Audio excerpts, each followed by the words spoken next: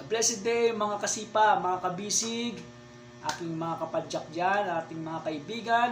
Bago tayo magsimula, mag-shoutout muna tayo. Shoutout kay JGB Vertical TV, kay Brad Jerome Kapaa, Bong Pineda TV, Kenji Vlog, Super Cyclist TV, at kay Ben Yakil. Yan po, dalawin po natin ang kanilang mga YouTube channel. Marami po tayong matututunan sa kanilang mga content. So, once again, this is the Black Retriever. Kamusta na kayo? Ride safe po tayo sa umagang ito and keep safe po.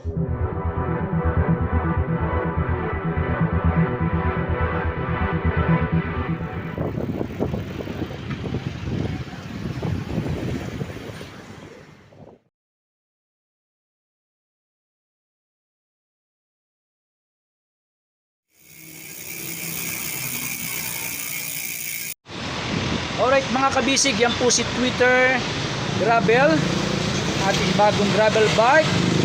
So ang kulay po ng kanyang frame is a black red. So si Twitter po is a carbon EPS nano technology, expandable polystyrene system. So ang size po ng kanyang frame, ang frame po niya sa seat tube po is 48. Sa kanya naman pong top tube, yan, ang top tube po niya is 52. Alright mga kabisik, internal cabling na po siya.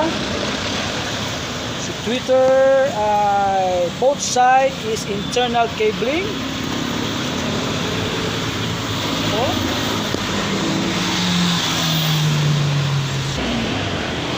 Alright mga kabisig, sa kanya namang head tube, naka-straight po siya, non-tapered po, seal bearing na.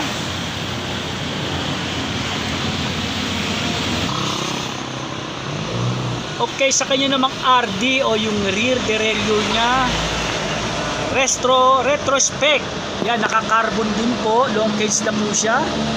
Nakita nyo, napakalaki na po ng pulley niya.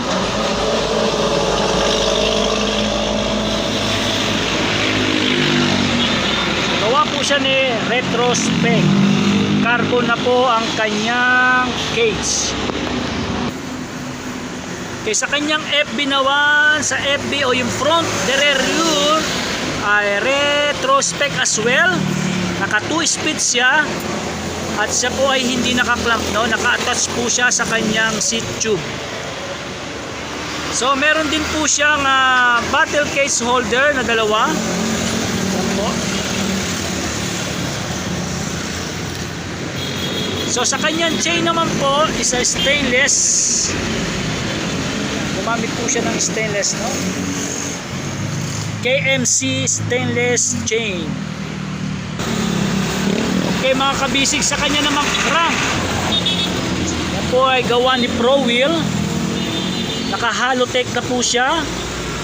So ang kanyang teeth po sa pinakamalaki is 50 teeth, okay, by 34 teeth. So nakatubay lang po ang kanyang crank. Okay, naka-press fit po siya mga kabisig, ano? Dahil nga carbon siya, press fit. Okay, ang kanyang pedal naman po is naka-seal bearing na po siya, both side, no? Okay, ang size po ng kanyang crank arms, 170 ang size ng kanyang crank arms. So mga kabisig, yan po ang kanyang crankset, no, ay gawa ni Pro Wheel. So alloy na po siya, alloy, naka-press fit, Halotech. Okay, sa kanyang cogs naman mga kabisig, no, so 11 teeth yung pinakamaliit niya. So 11 speed po siya.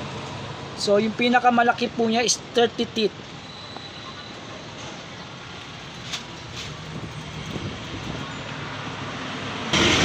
Alright, sa kanya namang hubs mga kabisig, no? Yung hubs naman niya is a cassette type. Po, cassette type. Tunog mayaman na po siya, no? So, ang kanya pong hubs is made by Retrospec as well. Okay, sa kanya namang brake and shifting, siya po ay naka STI, made by Retrospec as well. So naka 2x 11 speed na po si Twitter Gravel. Okay, sa kanya naman drop bar. So, kung mapapansin nyo po, ang kanyang drop bar po ay may palm rest na po siya, no? So maganda-ganda na po. Gawa rin po ni Retrospec. Okay, isang alloy material. Alloy material na po ang kanyang drop bar. Alloy material, no?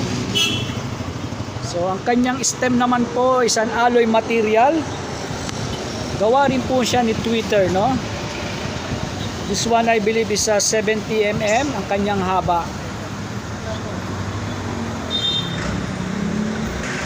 Okay, yung drop bar po niya ay sa internal cabling na rin po, mga kapadyak, no? Mga kabisig. So mapapansin po niyo sa ilalim ng kanyang drop bar, naka-internal na po siya. So same as in sa kanyang frame is internal cabling na po.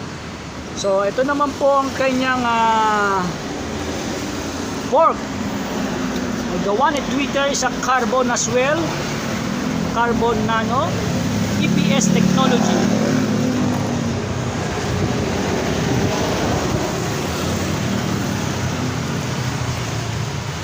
Alright mga kabisig, ito po ay naka true axle na po both side, no? Sa front and rear niya po ay naka true axle po siya. So ayan po ang kanyang fork, siya na straight tube. Okay, puntahan naman po natin ang kanyang caliper o yung rotor. Ang size po ng kanyang rotor is 160 sa harapan. Sa front po niya, ang gamit po niyang rotor is 160 po. So naka-mechanical disc po siya. Okay, ang rotor naman po niya sa kanyang likuran o yung rear ay 140 mm lang po ang kanyang size. So tamang tama para sa isang gravel bike. Malaki po yung unahan at sa likod niya po ay maliit lang kanyang rotor. Okay, tulad po ng sinabi ko, siya po ay naka true axle na siya. Yan, ang kanyang caliper ay naka mechanical disc. So gawa po siya ni Zoom. Okay mga kabisig, sa tires and rim naman po tayo. Naka tan color po ang kanyang tires. Ang sukat po is 700 by 40C. Yan po si Innova Pro Stampede.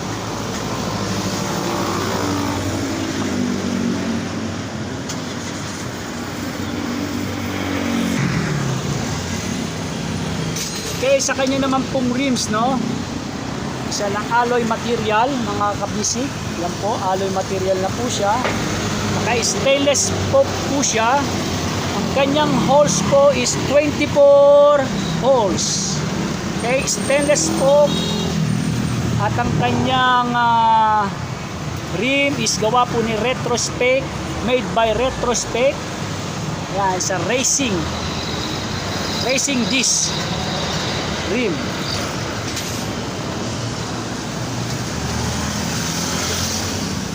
Kabisig, sa kanya namang seat post, ayan po, isang alloy material as well.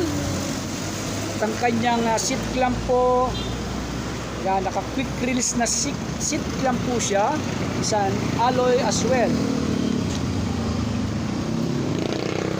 Okay, okay, ang kanya namang saddle, no, yung pinaka railing niya is steel, no. But napakaganda po ng kanyang saddle para sa isang gravel bike, no? Talagang gawa rin po siya ni Twitter.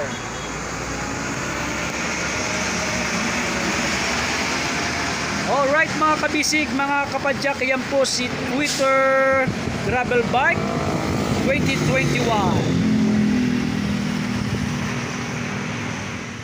Ayun nga po mga kabisig, no, mga kapadyak, yan po ang 2021 na si Twitter Carbon Gravel Bike. Kung nagustuhan nyo po ang aking video, ang aking pagbabike check, don't forget to subscribe. No? I-click na rin po nyo yung bell for notification para lagi po tayong updated sa lahat ng mga video na aking ginagawa. Mag-like, share, at comment po tayo. This is the Black Retriever. Ang aking pong content is about running, cycling, cooking, at charity. Sa bawat pag-subscribe po natin sa aking channel, natutulungan nyo po ako na sa ating mga kapwa, sa ating charity, na mabigyan sila ng kasiyahan sa kanilang buhay. Kahit po sa isang araw lang ay mapasaya natin ang ating mga kapwa na walang anuman sa buhay. Okay, share love po tayo palagi. Lagi po tayong mag-iingat. Sumunod po tayo sa protocol ng gobyerno. Mag-face mask po tayo. Face shield. Maghugas po tayo palagi ng kamay. No? Mag-alcohol po tayo. Iwasan po natin ang paghawak sa ating mga mata, sa ilong, sa mga bibig. Yan po para makaiwas tayo sa lahat ng uri ng sakit. Okay, once again, this is the Black Retriever. Ride safe, keep safe, always. Shalom!